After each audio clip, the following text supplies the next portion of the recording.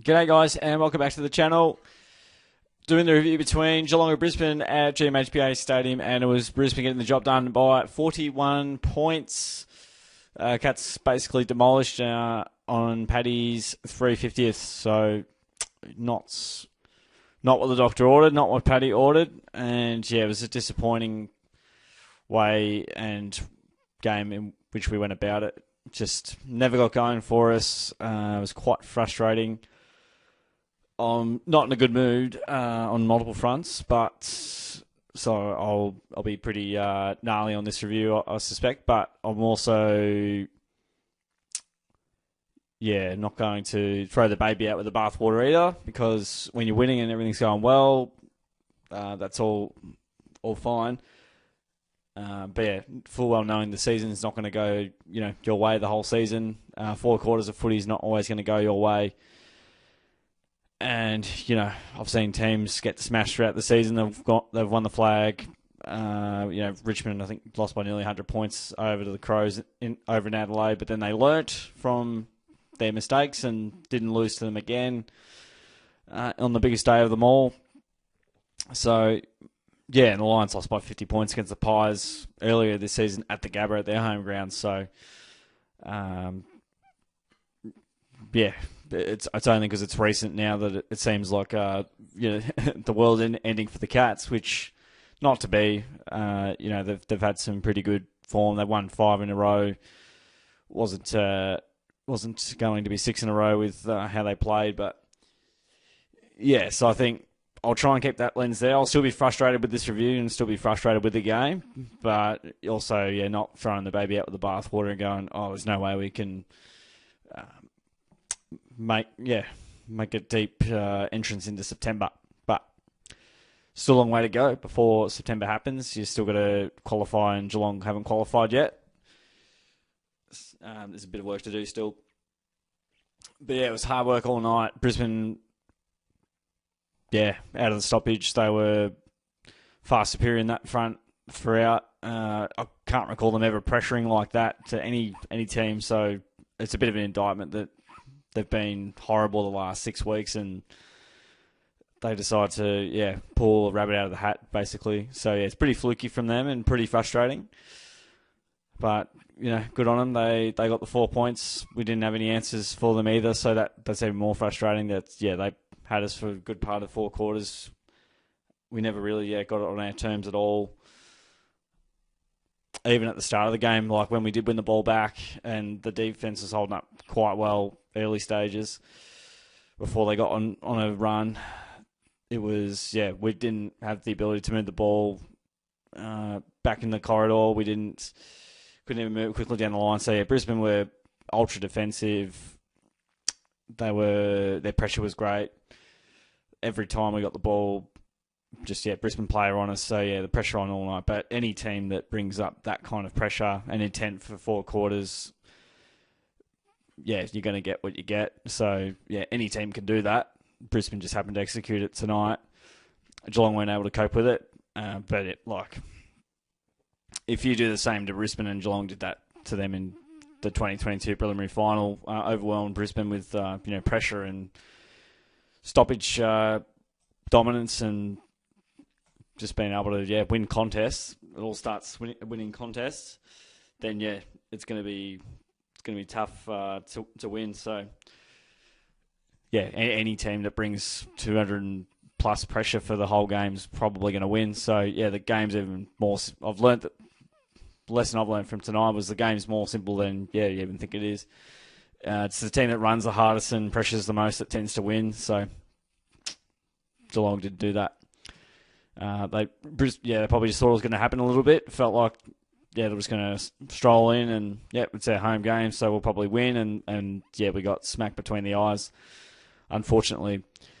The positive to it, I guess, is this isn't a preliminary final or a qualifying final, so look, it's not the end of the world. You would rather know your limitations and where the gaps are probably this time to be able to give yourself a chance to tighten the screws a little bit and get it all fixed up in the second half of the season, because clearly if you want to get anywhere this year, deep in September. First off, you got to qualify. Second off, you're going to have to beat this team. So unless Collingwood somehow eliminate them, they're going to have to beat Collingwood or Brisbane to win it. And Cats have lost the last 3 against them now.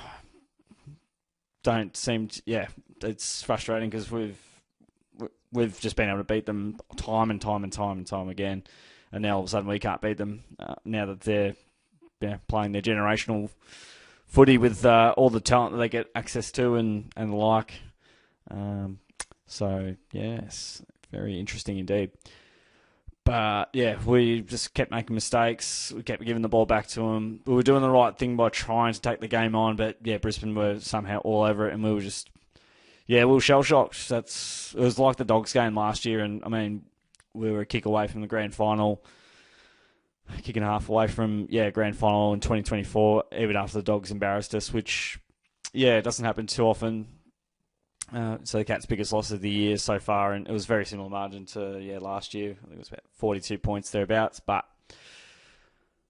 just weren't able to convert in front of goal. It looked like every time we had a shot we were going to miss, and we just couldn't execute the basics well enough. We were fumbly, we were falling all over the shop, gave away a fair few free kicks. The umpires were absolutely terrible. I was about to drop a few bombs there, but they just kept literally giving the ball back to Brisbane, even when there were times where just we were competing for the ball and just immediate free kick to Brisbane. So that was frustrating. When you're not playing well, you need something to go in your direction. It doesn't mean you need to be favoured, have umpire favouritism, but you just need the 50-50 ones that are free kicks or not free kicks to be called accordingly.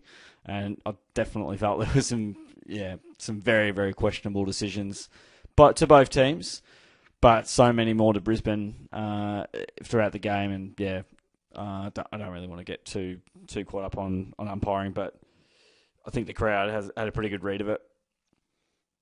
So, not the umpires though. It seemed like everything to ruin Paddy's 350th. Let's get Brisbane the win. Anyway, in the last quarter we had a bit of it. But again, we just couldn't quite make them pay. Front half turnover game just wasn't there. They ran regularly from coast to coast without any pressure at all. We were dropping marks. Just the basics weren't there. We let them play their game and have it on their terms. They were able to run and carry it from the back line to the forward line, almost uncontested at times, and some really embarrassing coast to coast goals that I think the Cats side would be pretty embarrassed to watch back on in the review. So hopefully it's not shouldn't need a long review for this one on the Cats side of things. But like Brisbane were brilliant. Have to say that. Have to give them the kudos they deserve. They were they played their best game of the year probably. Of course, had to be against us, and teams often find an extra leg against us. This happens a bit. Would have been nice if they could beat North in Tasmania, but the game doesn't matter to them, so they just decide to play to their skins for Geelong and in Geelong. They haven't done it since 2003. Get the job done, so good win. About time as well. 20 years we've beaten Lions at the Gabba plenty of times during the last 22 years. But good on Brisbane for getting on the bandwagon, for finally figuring out how to beat Geelong in Geelong. Haven't played them there for 4 years either, so we've been at the Gabba every damn time. Gosh, it's a frustrating loss, and you can tell. Don't think the stats are going to be too hard to read here. 60 plus disposals for the Lions. Inside 50s, I can't believe we had more inside 50s. We could not get it forward in that first 15, 20 minutes. It was all Brisbane with the field position from the contest, and that was where we failed, unfortunately. Efficiency, Brisbane, applied heaps of pressure. Efficiency inside 50. When we did get it there, I suppose we scored, but they were points, not really goals. That's an absolute load of baloney that the free kick count ended up even. Clearances, relatively even. Didn't feel like it at the game, but I would say Brisbane's clearances were out the front, no pressure, Every time they got the ball, they were out in space, they were gone. Every time we got the ball, just immediate pressure was just needed a punching bag at the game, honestly.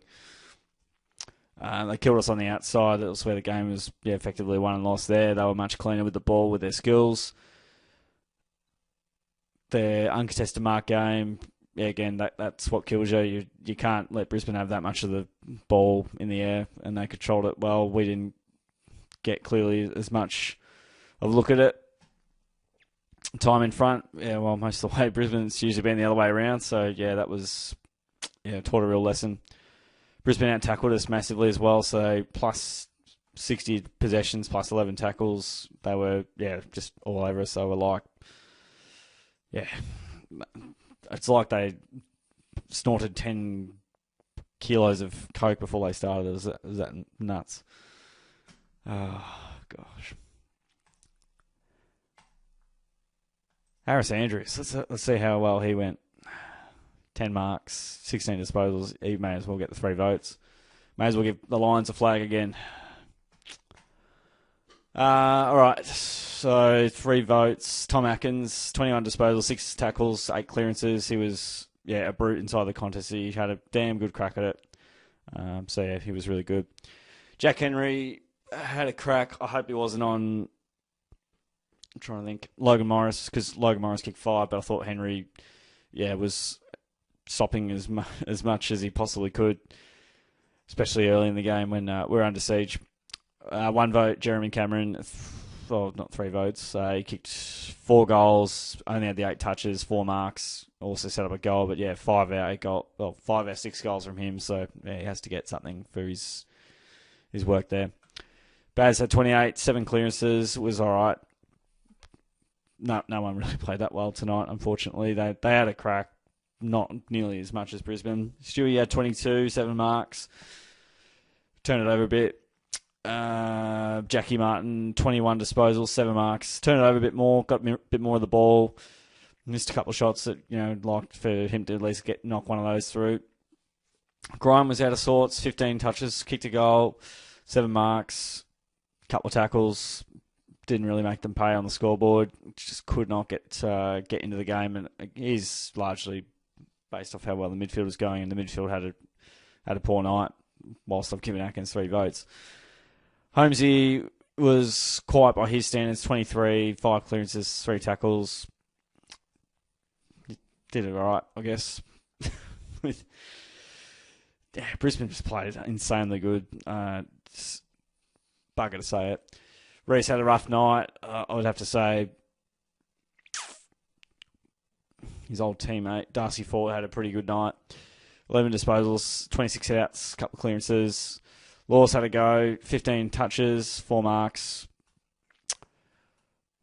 But again, I don't know if he was on Rayner or who was on Rayner, but Rayner kicked 3, could have kicked 6. Dangerfield, happy 350 for Paddy. Unfortunately, it wasn't a good night for the Cats, and Paddy set up a couple of goal assists, so from that perspective, it was good. Missed 3 shots, though, and just couldn't pop one through the big sticks. Dempsey was very quiet, probably one of his worst games for the club. 4 marks, but definitely not alone. He just had an off night. Just about every player did. Sully had a fair crack at it. He took a couple of marks, 16 disposals. He definitely tried. He was under constant pressure. Mentioned Cameron. Blitzarves had 10 touches for the game, 4 marks, 4 clearances, goal assist, was all right.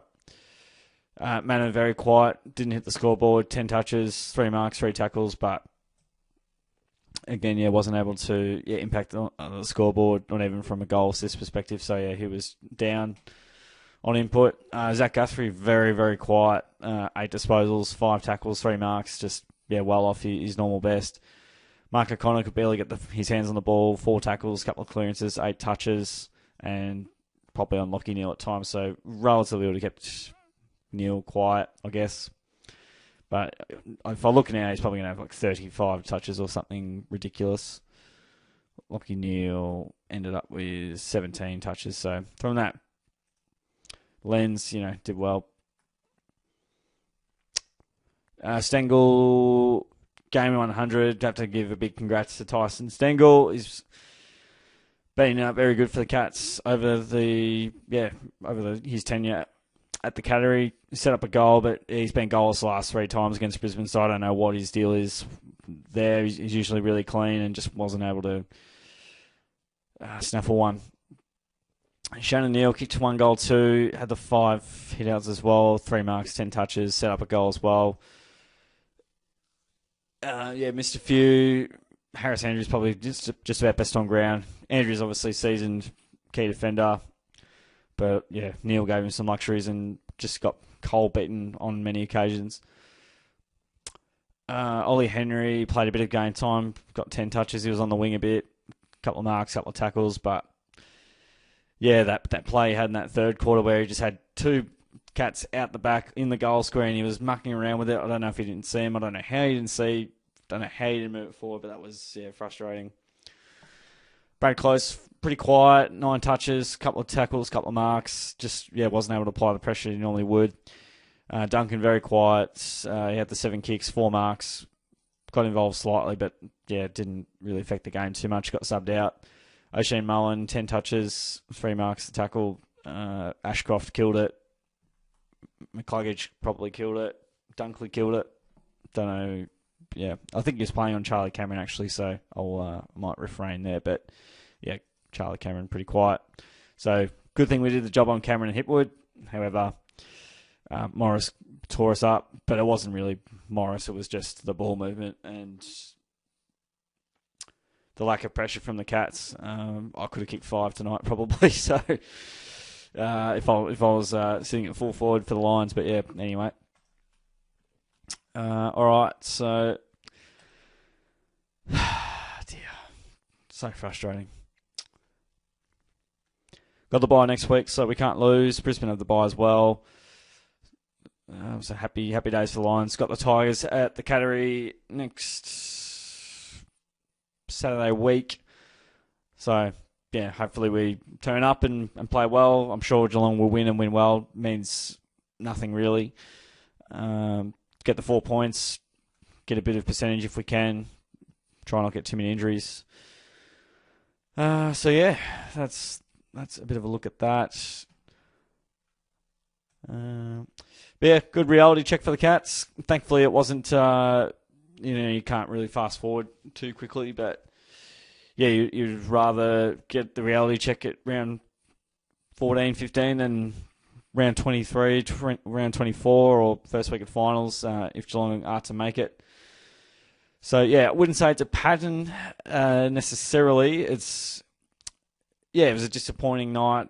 Lots of players are off. Just about every player had a bit of a mare and went down by 41 points. So that's what you get at the end of the day. Just, lost contest, lack of pressure, just weren't able to lay a glove on them. Lions were, their pressure was too good, and they were laser-like with their ball use. So, yeah, frustrating night at the office. It was Geelong going down to the Lions by 41 points at the Cattery. Hope you enjoyed my salty review, guys. Woo! Yeah, been fun. Love it. All right, well, that's all from me, guys. Hope you enjoyed. Like it if you enjoyed me getting angry. And don't forget to subscribe so you can see how the Cats are going each week. Not the end of the world by any means. It's going to be okay. Just, it's so long as you learn from the lessons, it's all fine. It's all part of the journey. But it does not take away how frustrated I am with the loss. All right. That's all from me, folks. Hope you enjoyed. Thanks for tuning in. I'll catch you guys on the next video.